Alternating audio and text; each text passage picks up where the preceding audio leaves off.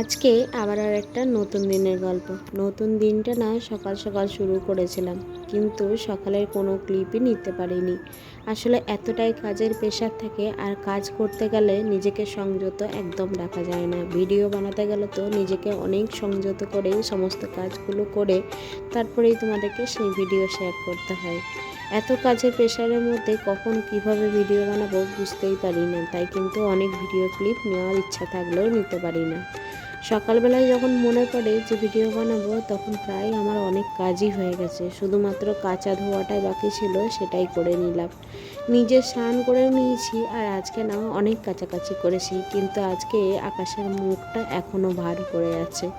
প্রথমে ভাবছিলাম এত কাছাকাছি করে কোথায় মিলবো, তারপরে না বেলকুড়িতে সমস্তটাই মেলে দিয়েছিলাম। আসলে কালকে যেগুলো কাছাকাছি করেছিলাম ওগুলো এখনও পর্যন্ত শুকায়নি, সেই জন্যই একটু কনফিউশনে ছিলাম। তারপরে সমস্ত কনফিউশন দূর রেখে সমস্ত কাজ করে আমি নিচে যখন এলাম, তখন দেখছি শাশুড়ি মায়ের অর্ধেক রান্না কমপ্লিট হয়ে গেছে। শাশুড়ি মা তো আজকে মেঘলা ওয়েদার দেখে এখানে খিচুড়ি বানিয়েছিল।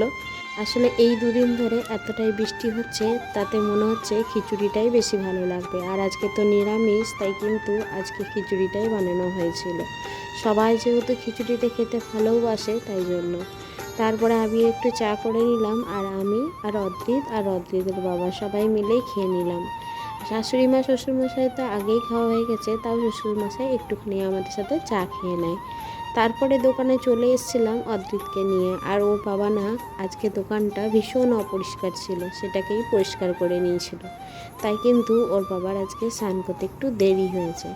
আর ও তো আজকে স্কুল যেহেতু ছুটি, তাই আমাকে সারাক্ষণই ওকে সময় দিতে হবে। ও তো কিছুতেই বাড়িতে থাকবে না, যতক্ষণ আমি দোকানে থাকি প্রায় সময়ই আমার কাছেই থাকতে চায়। আর ওর ঠাম্মিও যেহেতু একটু কাজের জন্য বেরোবে, তাই কিন্তু ওকে আমি অনেকক্ষণ সময় দিয়েছিলাম। আর আজকে সকালবেলায় টিফিন বানানোর একদম সময় হয়নি, তাই বড়মশাইকে বলেছিলাম কচুরি খাবো।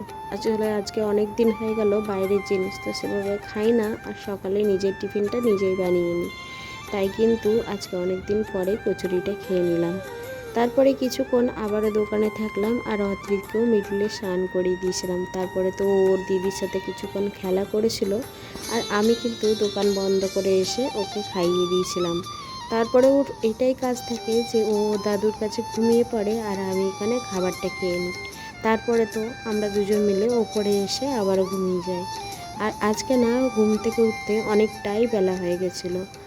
আর আমি যেহেতু 5টার সময় দোকান খুলি, তাই একটুখানি তাড়াই ছিল।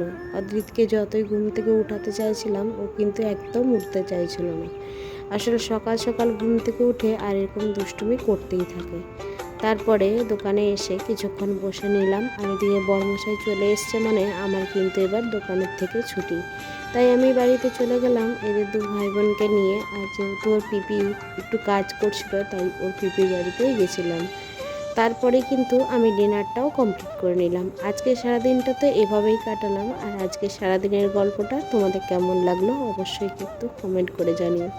সবাই ভালো থেকো, সুস্থ থেকো, সকলকে ভালো রেখো, টাটা।